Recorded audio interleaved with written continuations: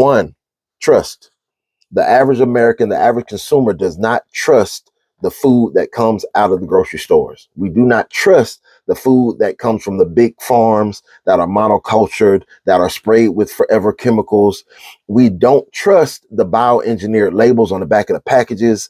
That is mainly our food system. A lot of these things, like we have to go into the grocery store with a heightened level of anxiety because we have to really comb through the ingredient list on the back of the packages, right? That's number one.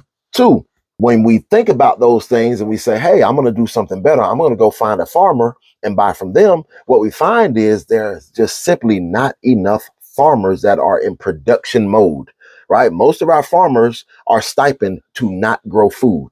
Most of our farmers that are big, 100-acre plus farms, they grow food for animals or soy, right? So it's nothing that we can really consume. So that's a big issue. Furthermore, a lot of those farmers are between the ages 60 to 70 years old, right? Lastly, this is a occupation that is held by less than 2% of Americans. So we're saying less than 2% are supposed to feed the entire nation. It's just not possible. That's issue number two. Last is literally our currency right now. Our economic system is in shambles.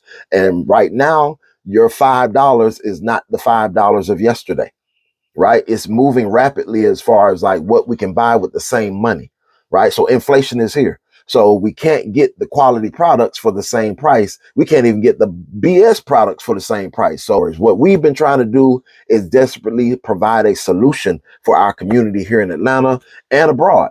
And so what we did first was tackle that issue of trust. And we created a free downloadable platform called Farm Fresh 24/7. And it's allowing us to really bypass the middleman and make direct contact for peer-to-peer transactions. We went so far as to take the payment gateway out of Farm Fresh 24/7 just so you get a chance to meet the person. You start a conversation, you ask them about ingredients, you form a relationship, right? So that's the main thing that we did. Farm Fresh 24/7 again is free to download, free to post on, and it's a way for us to be empowered through the food system. Second, we know that there's not enough producers. There's not enough producers to supply the demand. So we created a grassroots movement called Collectively Sustainable. And Collectively Sustainable is housed and comprised of growers, bakers, and makers across the nation who are just saying, hey, yes, I know how to bake bread. And yes, I'll take a day out of my month for 2 hours and teach somebody how to do the same thing I'm doing, because there's no way I can facilitate the demand. If everybody turned to me to bake bread, I can't do it all. I can only do this many loaves. So we're practicing skill sharing with Collectively Sustainable in order to fill the gaps within production.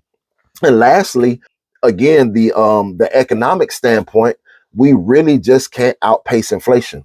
So what we also did with Collectively Sustainable is create a new culture, and we're bartering more. We're becoming prosumers. We're people who are saying, yes, I'll buy that from you, but while I'm buying it from you, I'm learning a skill so that I can eventually barter.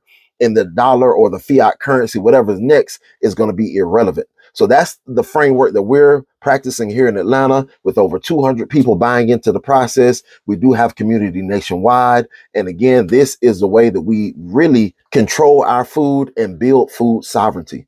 If this sounds like something that piques your interest, please check us out, www.collectivelysustainable.org.